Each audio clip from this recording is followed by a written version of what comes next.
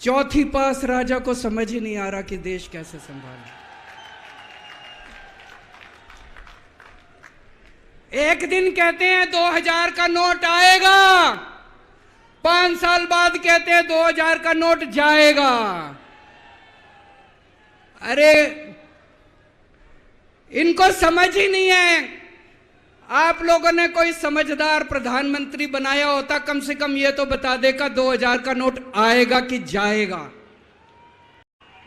मैं पूरे देश में घूम रहा हूं, हर राज्य के अंदर गया मैं। पिछले दिनों पूरे देश के अंदर घूम रहा हूं, सारी पार्टियों के नेताओं से मिला। मैं आपको दिल्ली के लोगों को बताना चाहता हूं, देश के सारे लोग आपके साथ हैं। आप ये मत समझना आप अकेले हो। 140 करोड़ लोग आपके साथ हैं।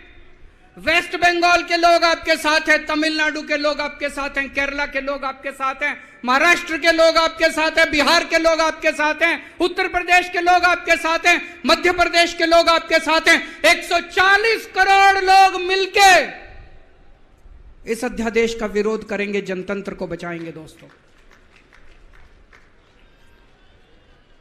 और मैं पूरे देश के लोगों को बोलना चाहता हूं, यह मत सोचना कि यह केवल दिल्ली वालों के साथ हुआ है।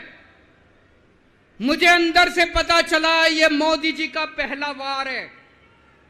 ऐसा ही अध्यादेश, जो अध्यादेश आज दिल्ली में पारित किया गया, जिस अध्यादेश के जरिए दिल्ली वालों की ताकत खत्म कर दी गई, इस अध्यादेश के जरिए, जिस अध्यादेश के जरिए दिल्ली के अंदर आज तानाशाही लागू की जा रही है, कल यही अध्यादेश राजस्थान के लिए लाया जाएगा, कल यही अध्यादेश पंजाब के लिए लाया जाएगा, कल यही अध्यादेश मध्य प्रदेश के लिए लाया जाएगा, कल यही अध्यादेश महाराष्ट्र के लिए लाया जाएगा।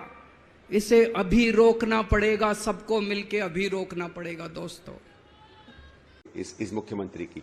और मैं इतने इस बात से आश्चर्यचकित हूं कि बड़े बड़े नेता जिसके पास केजरीवाल जा रहे हैं, वो यूनियन टेरिटरी और राज्य का मतलब ही नहीं समझते हैं भाई, अंतर ही नहीं समझते हैं। ये तो समझे आप कि यूनियन टेरिटरी को वो अधिकार नहीं है जो पूरे राज्य को है। जो व्यवस्था आज है दिल्ली में, और इसमें मैं ऑर्डिनेंस का समर्थन करता हूं, क्योंकि मुझे लगता है ठीक तरीके से सुप्रीम कोर्ट ने ऑर्डिनेंस की दिल्ली की व्यवस्था को नहीं पढ़ा था। लेकिन याद रखिए, सुप्रीम कोर्ट ने भी ये कहा कि अगर आपको कानून में बदलाव करना है और सर्विसेज को रखना है तो आप कानून के तौर पर उसको बाय लॉ ले आइए, और वही भारत सरकार ने किया है। तो जितने भी विपक्ष के नेता इस समय इनके साथ खड़े हैं, मैं उनसे आग्रह करूंगा कि दिल्ली की व्यवस्था और राज्यों जैसी नहीं है। और एक जो झूठ फैला रहा है ना केजरीवाल की, कल को छत्तीसगढ़ या राजस्थान के भी अधिकार ले लेंगे, भाई बेवकूफी की मत करो यार। वो तो संविधान में लिखा हुआ क्या उनके अधिकार हैं। दिल्ली में जो संविधान में अधिकार थे वो यूनियन टेरिटरी के थे। उसके बाद उन अधिकारों को तमाम कॉन्स्टिट्यूशनल अमेंडमेंट करके चेंज किया गया है। उसी की ये रीइंटरप्रिटेशन है। जो स्टेट छत्तीसगढ़ या राजस्थान की हालत है वो दिल्ली की नहीं है। एक बार फिर यही केजरीवाल महाझूठ बोल के अपनी जान बचाने के लिए, अपनी गर्दन बचाने के लिए एक भ्रम फैला रहा है। तो दिल्ली सिर्फ दिल्ली वालों की नहीं है, देश के हर नागरिक का है। लेकिन केजरीवाल तो उन्हीं पार्टी से समर्थन मांग रहे हैं जो विपक्षी पार्टियां हैं। कांग्रेस से भी समर्थन मांगा है, वो डीएमके से, स्टालिन साहब से। ये तो और कहां से समर्थन मांगेंगे भाई, कहां से समर्थन मांगेंगे? जिनके कारण ये पले बड़े हुए, जिस पार्टी ने इनको धन संपत्ति दी, इतना बड़ा बनाया, आज उनके साथ उनकी नहीं बन रही है। क्योंकि दिक्कत केजरीवाल की क्या है कि केजरीवाल हर उस थाली में छेद करता है जहां से उसको भोजन मिलता है, हर उस व्यक्ति को धोखा देता है जिसने उसकी मदद की है, हर उस व्यक्ति को ही प्रताड़ित करता है जो उसका दोस्त या यार रहा। जब बीजेपी को उसको लगा कि अभी मुझे बीजेपी की जरूरत नहीं है, मैं खुद प्रधानमंत्री बनना चाहता हूं, तो बीजेपी को लगा कि यार ये तो हमारी ग्रुप बी पार्टी है, ये कहीं ना कहीं उछल कूद करने लगती है। तो ये इनके बीच में बखराव हुआ। बाकी ये ऑपरेशन के पास जाए नहीं जाए, देखिए एक बात तय हो गई है। आप देखिए इसने सबसे पहला काम क्या किया, जैसे ही सुप्रीम कोर्ट का जजमेंट आया, विजिलेंस के आदमी को बदला। क्यों भाई, विजिलेंस क्यों, बाकी क्यों नहीं? क्योंकि मालूम था विजिलेंस वाला आपके ऊपर, फाइलों के ऊपर बैठा हुआ है। और रात को जो बात आई कि दरवाजे खुले विजिलेंस विभाग के और फाइलें गायब हो गई, तो फाइलें कौन सी गायब हुई? कौन सी फाइलें गायब हुई? शिक्षा विभाग की फाइलें गायब हुई क्या? हेल्थ डिपार्टमेंट की फाइलें गायब हुई क्या? वही फाइलें गायब हुई जो इनके आलीशान जो ये 100-150 करोड़ का घर है उसकी, और शराब घोटाले की।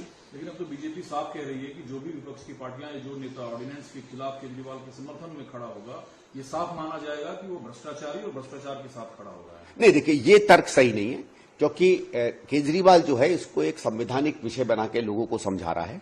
और ठीक है, ज्यादातर हमारे नेता संविधान नहीं समझते हैं, तो इसलिए वो तो इसलिए साथ हो गए हैं क्योंकि ये एक एंटी बीजेपी फ्रंट बना रहा है। मेरे ख्याल से हम जैसे लोगों का और ये मीडिया की जिम्मेवारी है कि ये बताएं कि ये बात भ्रष्टाचार की नहीं है, ये बात दिल्ली की प्रशासनिक व्यवस्था की है। ऑर्डिनेंस क्या है? आप उसके देखिए मेरे हिसाब से ऑर्डिनेंस सही है, क्योंकि सुप्रीम कोर्ट का जो जजमेंट था वो मेरे हिसाब से सही नहीं है।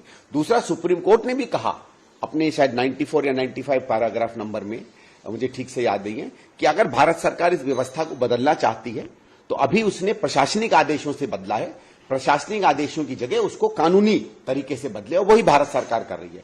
तो वो खिड़की भी सुप्रीम कोर्ट ने खोली है। ये बात केजरीवाल तो सुनेगा नहीं, क्योंकि केजरीवाल को मालूम है कि अगर विजिलेंस डिपार्टमेंट उसके पास नहीं आया और उसने अपने भ्रष्टाचार के जितने सबूत विजिलेंस डिपार्टमेंट में है उसको वहां से निकाल के जलाए नहीं, तो अब समय दूर नहीं है जब ये कम से कम 8-10 साल के लिए अंदर जाएगा। लेकिन केजरीवाल साहब ने तो अपील कर डाली कि विपक्ष तय करे कि उन्हें नरेंद्र मोदी के साथ खड़ा होना है या दिल्ली की जनता के साथ। नहीं, देखिए साहब, ऐसा है, पहली चीज तो दिल्ली की जनता को भ्रष्ट मत बताओ। हाँ, खुद भ्रष्ट हो, खुद भ्रष्टाचार करते हो, शराब में तुम पैसा बना रहे हो, एफबीयू यूनिट में पैसा बना रहे हो, अपने घर में पैसा बना रहे हो, बसों में पैसा बना रहे हो, स्कूल के कब्रों में पैसा बना रहे हो, कोविड में तुमने पैसा बनाया, इश्तहारबाजी में तुम पैसा बना रहे हो, हर जगह तुम पैसा बना रहे हो और दुहाई दे रहे हो। देखो ये तो सब लोग पहले, ये पुरानी तौर तरीका, ये नया थोड़ी है भाई, कि जब अपने पे पड़े तो बड़ी बड़ी चीजों को इधर उधर दिखाने लगो। ये आज क्या है? ये तो डर क्या, उनको मालूम है जेल जाएगा, उसमें डर क्या है? उसको पता, भाई देखो, जो भ्रष्टाचारी होता है, जो दुराचारी होता है, जो पापी होता है, उसको पता होता है उसने क्या पाप किया है, इसलिए सबसे ज्यादा वो डरता है। आपने कभी हम पर 2G का इल्जाम लगा, हम पर कॉमनवेल्थ का इल्जाम लगा, हम पर कोयले का इल्जाम लगा, कभी इस तरीके से कांग्रेस के किसी नेता को परेशान होते घूमते देखा? कभी देखा आपने? शीला जी पे 1000 इल्जाम लगे, कभी लगा आपको कि उनका जरा